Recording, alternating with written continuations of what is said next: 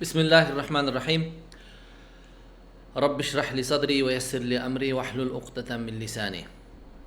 Аллах Таалага чексиз мактоолор айтабыз. Пайгамбарыбыз саллаллаху алейхи вассаламга салаваттар болсун. Андан кийин урматтуу мусулман бир туугандарым, биз ажылык боюнча сабактарыбызды улантабыз. Өткөн сабагыбызда кимдерге ажылык парз болот?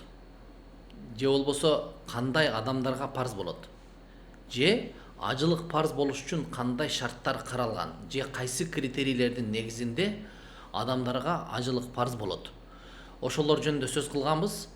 Ал эми бүгүнкү сабагыбыз ошол ажылыкка киришүү, эми ажылыктын парздары, важиптери, сүннөттөрү, өкүмдөрү ошолор жөнүндө сүйлөрдүн астында ошол ажылык амалына байланыштуу кээ бир терминдер бар.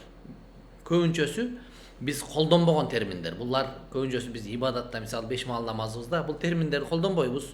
Же болбосо башка учурларда такыр колдонбойбуз. Бул ошол терминдер бир гана ажылыкка келгенде, ажылык ибадатын аткарууга келгенде гана колдонула турган терминдер. Мисалы ошолордун бири миқат деген термин бар, же ихрам деген термин бар, же харам территориясы деген термин бар, харам мечити деген терминдер бар.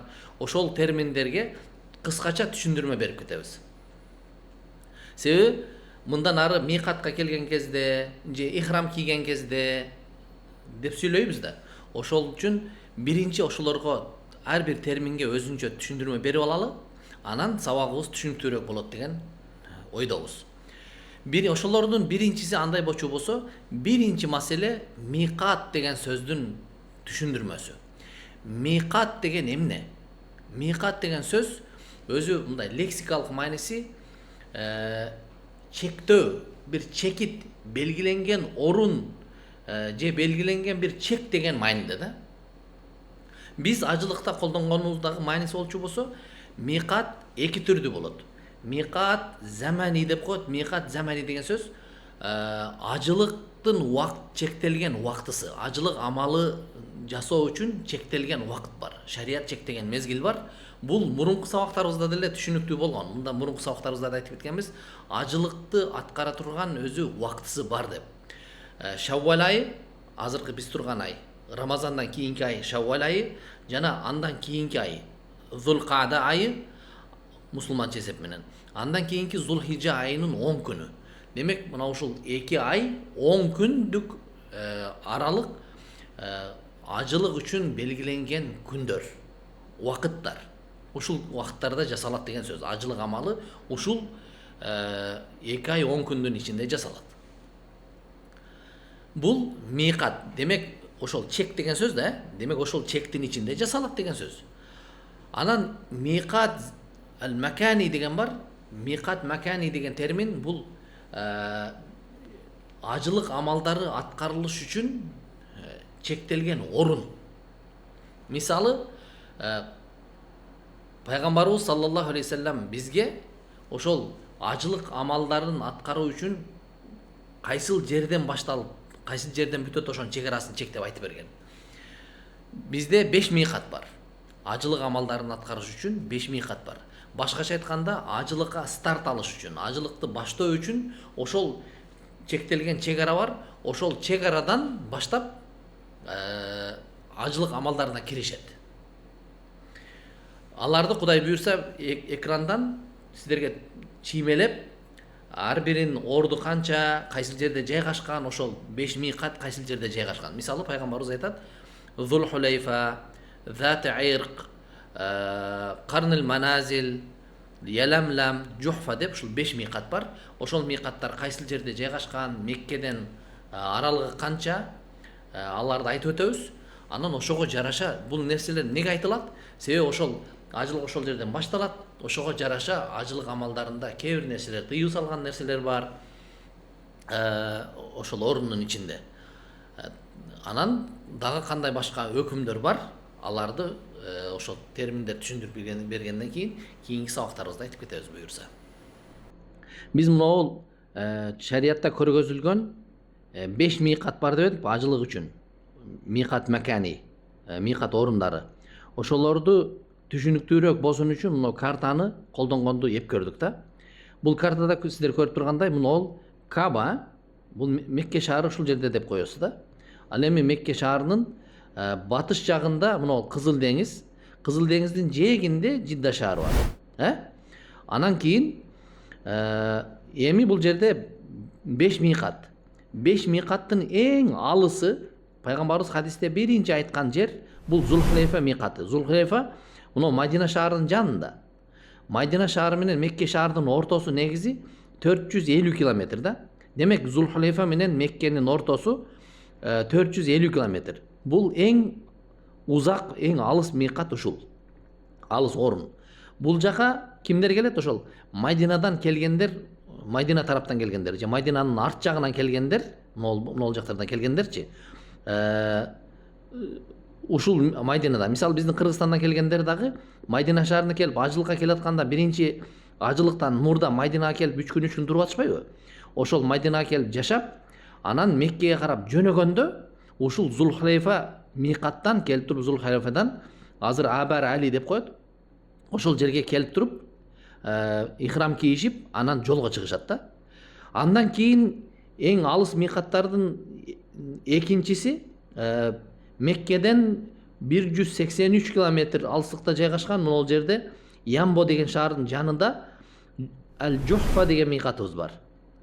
Жухфа мыйкатынын Мекке менен экөөнүн ортосу 183 километр.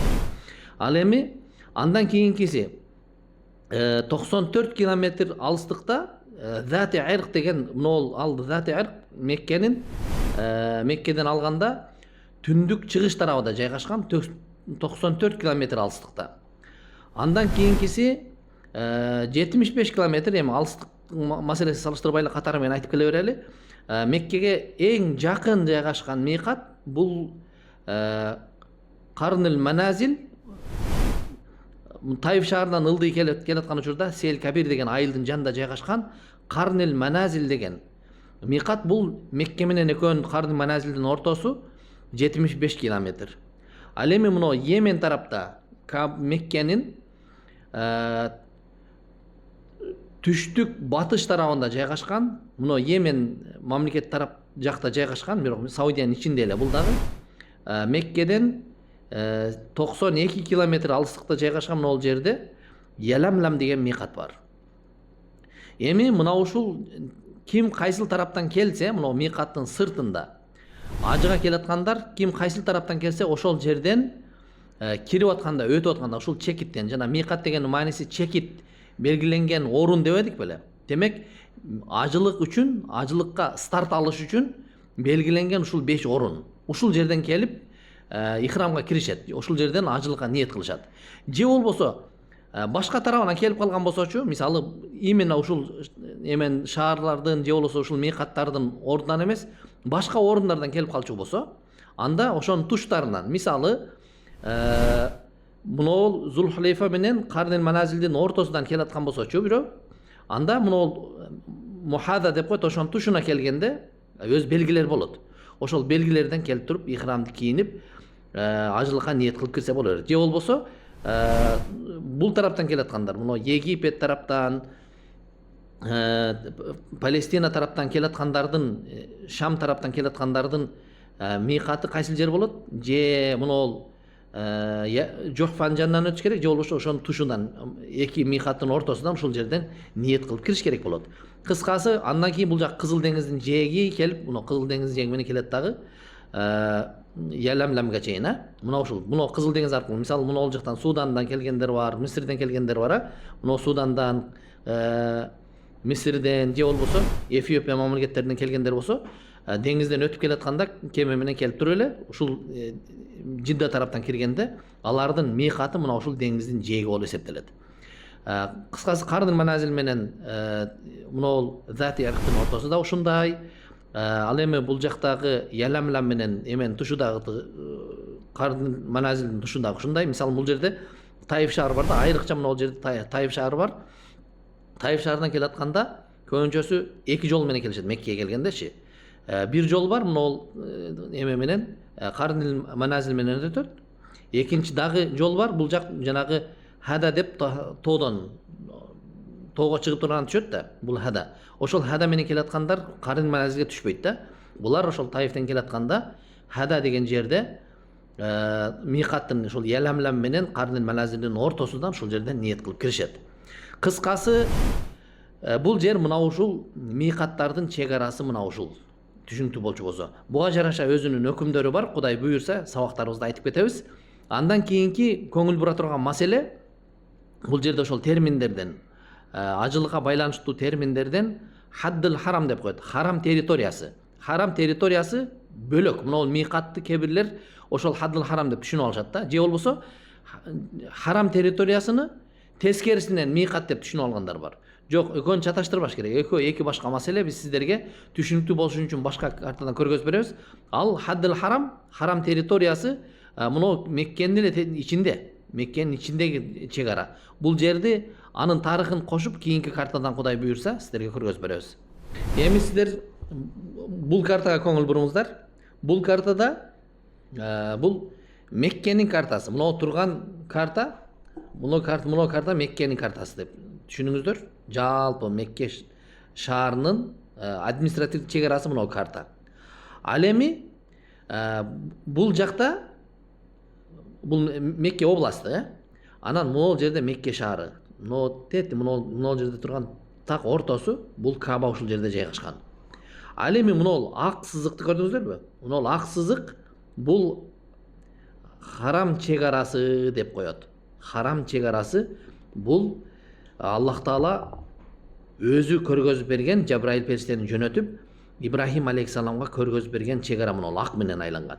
Мен кызыл менен тегеретип койдум. Негизи бул ак ушул карта мына ушул Аллах Таала Жабраил периштени жөнөтүп Ибрахим алейхиссаламга көргөзүп берген харам территориясынын чек арасы мына ушул. Башкача айтканда Мекке шаарынын шарият боюнча чек арасы мына ушул. Мына ушул жерге кирди деген Меккеге кирди деп эсептелет. Мушул территориядан сырткаркылар Меккенин сыртында деген территория эсептелет. Бул Жабраил периште келип Ибрахим алейхиссаламга муну айланып көргөзүп берген. Ибрахим алейхиссалам 1104 казык каккан экен ушул жерге. Бүгүнкү күнгө чейин ошол Ибрахим алейхиссаламга Жабраил периште кандай көргөзүп берген болсо, ошондой боюнча сакталып турат. Эми ортодо жана сел алып кеткен учурларда, жана коюлган казыктар, белгилер жоголуп кеткен учурларда ордуларына кайра ошол мезгилдеги бийликтер улам кайра жаңыртып турган. Бүгүнкү күнгө чейинки ушул карта өзгөрбөстөн келатат Ибрахим алейхиссаламдын доорунан бери. Бул жер өзүнчө өкүм бар. Мисалы, сиздерге мурда айткандай миқат жана миқаттын мунун сыртындагы миқат айланпасы бар эмес беле? Ал жерде ажылыкка байланыштуу өзүнчө өкүмдөр бар. Мунол харам территориясына киргенде өзүнчө өкүмдөр бар. Мисалы, мунол харам территориясы эмне үчүн харам деп аталган? Харам деген сөздүн мааниси өзү арам деген эле мааниде. Кыргызча эле арам деген сөз. Эмне үчүн муну территорияны, мына ушул актын ичиндеги территорияны эмне үчүн арам дейт? Арам деген мааниси мунун сыртында, мына территориянын сыртында адал эле болгон кээ бир нерселер мына территориянын ичинде арам болот. Мисалы, мына сыртында, мына актын сыртында бул чөйрөлүк жүргөндө, мындан башка жакта же Кыргызстанда башка жерде жүргөндө, мисалы бизге аң уулоо арам эмес. Мисалы кекилик атып алсаңыз, кийик атып алсаңыз, башка кылсаңыз боло берет.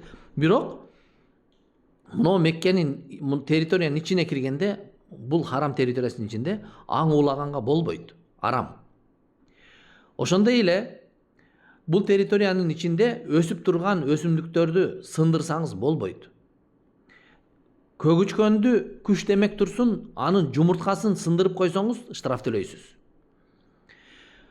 Харам территориясынын өзүнө байланыштуу өкүмдөр, артыкчылыктар бар дебедикпи? Мисалы, ошолордун артыкчылыктардын бири мына харам территориясынын сыртында ичинде окулган намаз сыртында окулган намаздан көрө 100 000 барабар артык турат. Мисалы, мунун ичинде харам территориясынын ичинде намаз окуса киши, анда 100 000 намаз окуду деген 100 000ге барабар. Мисалы, багымдат намазын окудуңуз, 100 000 багымдат намазын окугандай соо болот. Ушунун ичинде окуган киши. Күнөөлөр кандай болот, башкалар кандай болот? Булар Кудай буйрса сабактарыбызда да кошуп айтып кетебиз. Азыр негизгиси сиздер көңүл бурган нерсе мына ушул болсун. Бул харам территориясы. мына ушул. Башкача айтканда, мынол жерде оны ортодо Кааба бар деп эдикпи? Кааба 3 айлампанын ичинде турат да. Биринчи айлампа Каабанын айланасындагы мечит бар да. Мечиттин айлампасы. Кааба Харам мечитинин ортосунда турат. Таваф кылгандар ошол Каабаны келип айланат, Харам мечитинин ичинде айланат. Экинчи айлампа бул мынол ак Харам территориясынын айлампасы. Үчүнчү айлампа жанагы сиздерге мурунку эмеде көргөзгөндөй, картадан көргөндөй, миқаттын айлампасы. Ушул 3 айлампанын ичинде турат. Үчөөндө өкүмдөр 3 түрдүү аталат. Үчөөнө тең 3 айлампага байланыштуу шариатта өкүмдөр бар. Албетте артыкчылыктар башкалар бар. Алардын мисалдарын айтып өттүк. Ал эми мына территория, мына ак менен курчалган территория эмне деп аталат дедик? Харам территориясы. Харам. Анын маанисин дагы айттык. Андан кийин миқат менен, мына миқат деген жанагы Меккенин түштүк чыгышында жайгашкан Карныл Маназил деген бар эмес беле? Карныл Маназил. Ошол Карныл Маназил, бул жактан, нар жакта Зати Айрк башка эмелер бар. Ошол территория менен, миқат менен, мына миқат менен. Бул экөөнүн ортосу мына территория, миқат менен. Харамга чейинки, Харам территориясынын ортосуна чейинки аралыктын аты Ал-Хил деп аталат. Ал-Хил. Же болбосо кыргызча адал деген мааниде. Андан кийинки маселеге өтөбүз. Кийинки термин бул Арафат, Муздалифа, Мина, жалпылап айтканда муну Ал-Машаир Мукаддаса деп коет. Ыйык атрибуттуу жерлер. Ошол ажылык амалдарына байланыштуу. Ажылыкка сиздер угуп жүрөсүздөр да. Же ажыга келип аткандар сиздер билесиздер, келип кеткендер. Арафат өрөөнү, Арафат өрөөнү тууралуу, Арафатка эмнеге барышат, Арафат кайсы жерде жайгашкан, андан кийин Муздалифа каякта жайгашкан, Мина каякта жайгашкан, ушулар тууралуу дагы кийинки картадан көргөзүп беребиз буюрса. Андан кийинки Арафат, Муздалифа, Мина, Машаир Мукаддаса деп эдикпи? Ошол орундар. Бул үчүн алдыңыздарда картаны колдонобуз. Сиздерге түшүнүктүү болсун үчүн бул Арафат, Муздалифа, Мина кайсы жерде жайгашкан? Биз мынол жерде Мекке бар деп коюңуздар. Кааба ушул жерде. Каабанын түштүк чыгыш тарабында, мынол жерде Арафат өрөөнү бар. Мынол турган картада көрүнүп турган жер Арафат өрөөнү. Андан кийин Вади Урана деп коет. Мынол сызык бекерден коюлган эмес. Буга дагы байланыштуу өкүмдөр бар, Бул Вади Урана деп коет. Мынол Арафаттын ылдый тарабы. Арафат Меккенин түштүк чыгышында жайгашкан деп эдикпи? Мекке менен Арафаттын ортосу, Кааба менен Арафаттын ортосу 20 чакырым. Ал эми андан кийин бул Арафатта эмне үчүн биз колдонобуз? Айтып атабыз. Арафат дегенде пайгамбарыбыз саллаллаху алейхи ва саллям айтат: "Ал-хаджу Арафа." Ажылык бул Арафат деген. Ажылыктын негизги парыздарынын бири мына ушул Арафатка барып туруу. Зулхижа айынын 9 күнү ажыга келген адамдар Зулхижа айынын 9 күнү пешим намаз мезгилинен баштап, башкача айтканда, күн чак түштөн батышка карап огондон тартып, күн батканга чейин аралыкта мына ушул Арафат өрөөнүндө, мына картада турган Арафат өрөөнү. Арафат өрөөнүнүн чоңдугу узунунан 12 километр экен, 12 чакырым. Ал эми туурасынан 6-7 чакырым, эң алыс жери 7 чакырымга чейин. Мына ушундай чөлкөмдү ороп жаткан жер. Бул жерде түшүнүктөрдү түздөп кете турган бир нерсе бар. Арафат тоосуна чыктык, ажылар Арафат тоосунда болушту деген сөздөр бар да. Бул туура эмес. Арафат тоосу эмес. Бул жер Арафат өрөөнү, чоң, узундугу 12 километр, туурасы 6-7 километрди ээлеп жаткан чоң өрөөн. Келген ажылар мына ушул өрөөнгө келип турушат. Бул жерде чатырлар бар, башкалар бар, ушул жерде турушат да. Анан Арафаттын ортосунда, мына орто ченинде мына ол эме бар. Рахмат тоосу бар. Кээ бирлер ошол Рахмат тоосуну Арафат тоосу деп атышат. Жок, адашпаш керек ушул жерде. Бул Рахмат тоосу. Пайгамбарыбыз саллаллаху алейхи ва саллям ажыга келген учурда намира ошол Рахмат тоосуна жакын жерде Арафаттын чыга беришине жайгашкан бир жак башы Урана өрөөнүнө жана арт жагы Арафаттын ичине кирген монол жерде мечит бар. Монол Намира мечити. Бул эми пайгамбарыбыздын мезгилинде бул мечит болгон эмес. Бул кийин курулган, жакында курулган мечиттечи. Ага чейин пайгамбарыбыз саллаллаху алейхи вассалам келип турган кезде ал жерде мечит болгон эмес. Ошол азыркы мечит турган жерге келип пайгамбарыбыз 120 000 сахаба менен ошол жерге келип Арафат күнү, башкача айтканда Зулхижа айынын 9 күнү бир азан айтып, пешим намазы менен асыр намазыны бириктирип жам кылып окуган. Ханафи мазхабта, эгер сиздер билсеңиздер, Ханафи мазхабта эки намазды эч бир жерде бириктирип окуса болбойт. Бир гана Арафатта гана, анда дагы шарттары каралган. Ихрамда болуш керек, ажылык, ихрамда болуш керек, анан Арафатта болуш керек, имамдын артында болуш керек деп, ошол мезгилде гана имамдын артында туруп ушул жерге жанагы эмелер ажылык министрлиги тарабынан белгиленген негизги имамдын артына уюган болсо гана ошону бириктирсе болот, башка деген маселелер бар. Кудай буйрса буларга сабактарыбызда өзүнчө токтолобуз. Кыскасы, Намира мечити мына ушул Арафат өрөөнүндө Намира мечити бар. Пайгамбарыбыз ошол жерде пешим намазы менен асыр намазыны бириктирип окуп хутба кылгандан кийин анан монол рахмат тоосунун жанына келип күн батканга чейин дуа кылган. Азыр дагы ажылар ошол пайгамбарыбыздын сүннөтүн улай, пайгамбарыбыздын көргөзмөсүгө ылайык келген ажылар Арафатка келип турушат. Канча ажы келсе, ажылыкка келген адам канча адам болсо, ошонун бардыгы мына ушул өрөөнгө Зулхижанын 9 күнү ушул жерге келишет бардыгы.